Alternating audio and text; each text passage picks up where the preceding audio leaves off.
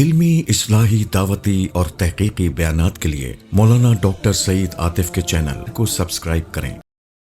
اللہ کی نشانیوں میں سے ایک نشانی یہ بھی ہے، تمہارے اندر سے ہی اس نے تمہاری خواتین کو پیدا کیا، خواتین کے لیے مردوں کو پیدا کیا تاکہ تمہارے جوڑے بنے، لتسکنوا الیہا، تم اس سے تسکین پاؤ، اور وجعل بینکم مودۃ، اللہ تعالیٰ نے تمہارے درمیان محبت رکھی ہے، ورحمت، اور شفقت والی رحمت رکھی ہے۔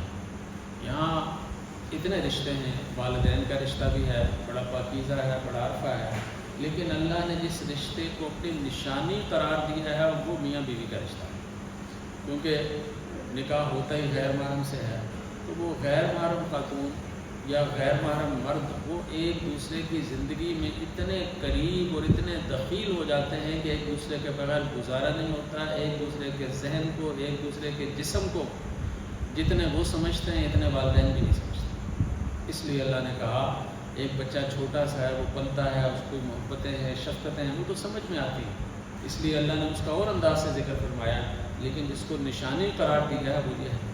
اسی لیے نبی کریم صلی اللہ علیہ وسلم نے فرمایا کہ دو نکاح سے بڑھ کر آپس میں میاں بیوی کے درمیان محبت والی کوئی چیز نہیں۔ نکاح سے مراد وہ جائز تعلق ہے جب تک وہ درست انداز سے چلتا ہے، آپس میں محبت۔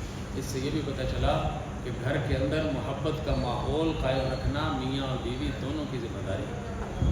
بیوی بھی برداشت کرے کوئی ایسی ہو، اور خاوند جو ان سے ہے وہ بھی نظر انداز کرے۔ فرمایا وَأَن تَعْفُوا أَقْرَبُ لِلتَّقْوَىٰ، اگر تم خاوند کو کہا جا رہا ہے کہ اگر تم بیوی کی بہت ساری کوتاہیوں کو نظر انداز کر دو تو یہ تقوی کے سب سے زیادہ قریب۔ تقوی کا راستہ بڑا لمبا راستہ ہے، لیکن اس کا کوئی مختصر ترین شارٹ کٹ ہے، عدل کے بعد وہ اپنی خاتون کے ساتھ حسن سلوک اور اس کی کمیوں کوتاہیوں کو نظر انداز کرنا ہے۔ اور مرد وہ نہیں ہوتا جو قانونی طور پر مرد ہو، مرد وہ ہوتا ہے جو عالی ضبط ہوتا ہے، جو چھوٹی چھوٹی باتوں کا حساب نہیں رکھتا، بہت ساری چیزوں کو نظر انداز کر دیتا ہے۔ یہ ہم اپنے گھروں میں نہیں سکھاتے، نتیجہ کیا ہے کہ وہ بنیے کی دکان کی طرح بیٹھ کے ایک ایک چیز کا حساب ہوتا ہے، یہ کیوں ہے، وہ کیوں ہے۔ اتنا ایک حساب ہونا چاہیے کہ فضول خرچی سے بھی بچیں اور گھر کا سسٹم بھی آرگنائز ہو، لیکن اس کا مطلب یہ نہیں کہ خاتون جو ان سی ہے وہ بیچاری ملازمہ ہے، یہ کیوں ہوا، وہ کیوں نہیں ہوا۔ تو اس کو گھر کے اندر ایک آزادی، ایک ڈگنیٹی، ایک خود مختاری دی جائے تاکہ اس کو احساس ہو کہ میں عزت والی ہوں۔ پھر خصوصاً خاتون جب ماں بن جائے، جب بچوں کی ماں بن جائے تو پھر تو اس کی تکلیف اور بہت بڑھ جاتی ہے۔ ایک میاں بیوی کے درمیان بہت کھٹ پٹ رہتی تھی، اور وہ کھٹ پٹ کی شہرت بڑی دور تک تھی، تو اس کے کچھ بے تکلف دوستوں نے کہا کہ آپ کی بیوی کے متعلق ہم باتیں سنتے رہتے ہیں، آپ بتائیں۔ ان کا بات یہ ہے کہ وہ میرے نکاح میں ہے، میرے بچوں کی ماں ہے، جو بھی باتیں ہیں میں اس کے متعلق آپ کے سامنے کوئی کمنٹس نہیں دے سکتا۔ کچھ عرصے بعد ان کو طلاق ہوگی، تو پھر بے تکلف دوستوں نے کہا کہ بھئی اب تو طلاق ہوگی یا اس کی اتنی حرکتیں تھیں، تو اب بتاؤ۔ کہا کہ اب وہ میرے نکاح میں نہیں رہی ہے، وہ میرے لیے ایک اجنبی اور غیر عورت ہے، تو میں غیر عورت کی چیزوں پر کیوں تبصرہ کروں۔ پھر اس کی کہیں اور شادی ہوگی، تو کہا اب تو بھی شادی بھی ہوگی ہے، اب بتاؤ اس کی کیا حرکتیں تھیں۔ تو اس نے کہا وہ کسی کی امانت ہوگی ہے، اب اس کی پردہ داری میرے اوپر اخلاقاً اور شرم دونوں طریقے سے فرض ہوگی۔ یہ ہے وہ سماج کا تصور۔ یعنی آپ عیسائیت میں دیکھیں کہ وہاں طلاق کا تصور نہیں۔ یہ جو آپ نے ایک جملہ سنا ہوگا کہ جوڑے آسمانوں پر بنتے ہیں، کئی شادی کارڈز پر بھی لکھا ہوتا ہے۔ یہاں تک تو ٹھیک ہے کہ سارے کام ہی آسمانوں پر ہوتے ہیں، تو جوڑے بھی آسمانوں پر بنتے ہیں۔ ہمارے جوڑے آسمانوں پر نہیں بنتے، ہمارے جوڑے زمین پر بنتے ہیں، سمجھ گئے؟ زمین پر بنتے بھی ہیں اور زمین پر ٹوٹتے بھی ہیں۔ اسی لیے ہمارے ہاں نکاح کے ساتھ کس کا تصور ہے؟ طلاق کا تصور ہے۔ سورہ طلاق ہے کہ یہ نہیں کہ ایک دفعہ شادی ہوگی یا بندھن میں اور مشرق اور مغرب کا مزاج کا فرق ہے اور دونوں ایک دوسرے کو گھسیٹتے جا رہے ہیں، اولاد بھی تباہ، آپ بھی نفسیاتی بیمار، اور دو خاندانوں کو بھی تباہ و بربادی نبھائی جا رہے ہیں۔ اسلام میں یہ صبر بھی نہیں ہے۔ اس لیے عیسائیت مسیحیت کے اندر طلاق کا تصور نہیں ہے۔ وہاں اگر آپ نے عورت سے علادگی اختیار کرنی ہے تو عورت کو خدا نخواستہ بدکار اور زانیہ ثابت کرنا پڑے۔ اسلام میں بالکل اس کا تصور نہیں ہے۔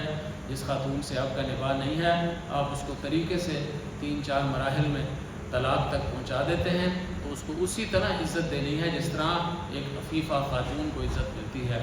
اور اسی طرح کسی طلاق یافتہ عورت سے شادی کرتے ہیں تو اس کو بھی اسی طرح محترم اور باعزت سمجھے جس طرح ایک معزز و باعزت عورت ہوا کرتی ہے۔ اسلام میں اس کو اللہ کی نشانی قرار دیا گیا۔ پھر بڑا خوبصورت انداز سے مرحلہ بمرحلہ اللہ نے فرمایا لِتَسْكُنُوا إِلَيْهَا۔ تسکین کیا ہے؟ یہ آنکھوں کی تسکین بھی ہے، ایک دوسرے کو محبت کی نظر سے دیکھنے سے جو مزہ آتا ہے، اسی طرح یہ جنسی تسکین بھی ہے۔ اسلام میں سیکس کو ایک حقیقت کے طور پر قبول کیا گیا اور پھر اس کا مثبت راستہ بتایا گیا تاکہ انسان گمراہ نہ ہو۔ اور اللہ نے ایسی کشش رکھ دی ہے کہ دونوں کی فزیالوجی مختلف ہے، لیکن ان کے درمیان ایک محبت اور ایک کشش رکھ دی گئی تاکہ دونوں ایک دوسرے کی قدردانی کر سکیں، اور اس محبت کے نتیجے میں جو اولاد ہے اس کی پرورش بڑی بھرپور انداز سے، اس کو وہ توجہ ملے، وہ محبت ملے، وہ تربیت ملے، وہ وقت ملے۔ اس لیے اسلام میں لِتَسْكُنُوا إِلَيْهَا، یہ جوانی کا دور ہے، اس میں جنسی تسکین بھی ہے، اس میں آنکھوں کی محبت بھی ہے، اس میں رویوں کی محبت بھی ہے، ایٹیٹیوڈ کے اندر بھی ایک دوسرے کا ادب اور احترام ہے۔ پھر فرمایا جب عمر عموماً 40 سال سے اوپر ہو جاتی ہے، 50 سال سے اوپر ہو جاتی ہے، تو پھر وہ جنس کی قوت نہیں رہتی۔ اس لیے جو سمجھتے ہیں کہ صرف جنسی لحاظ سے شادی ضروری ہے، نہیں، جنس ایک اہم فیکٹر ہے۔ شادی اس لیے ضروری ہے کہ اللہ کا حکم ہے، انبیاء کی سنت ہے، اور خاتون کو مرد سے اور مرد کو خاتون سے محبت کرنی ہے بے لوث طریقے سے۔ اب فرمایا وَجَعَلَ بَيْنَكُم مَّوَدَّةً، اب ہمارے درمیان اللہ نے محبت ڈال دی، رافت ڈال دی۔ کیوں کہ اب وہ کشش نہیں رہتی، جسم ڈھل رہا ہے، ہماری طرح وہ خضاب لگا رہا ہے، وہ خاتون ہے تو وہ پتہ نہیں کیا کچھ کر رہی ہے، میک اپ اور کاسمیٹکس دکانوں کو اور مارکیٹوں کو آباد کیا ہوتا ہے، تو یہ وہ حقائق ہے۔ اب فرمایا کہ ان چیزوں کی تلاش نہ کرو جو جوانی میں تھی، اب کیا ہے؟ مودہ، ایک دوسرے کی کمزوریوں کو نظر انداز کرو اور ایک دوسرے کی خامیوں پر پردہ ڈالو تاکہ زندگی کا سفر خوبصورتی سے آگے بڑھ سکے۔ اب عمر 60 سال سے بھی اوپر ہوگی کہ 6 دایا 60 ہاتھ میں آئی لٹ ہے، ٹھیک ہے جی، دونوں طرف سے ہوگی۔ اب فرمایا ورحمہ، اب یہ رحمت کا دور شروع۔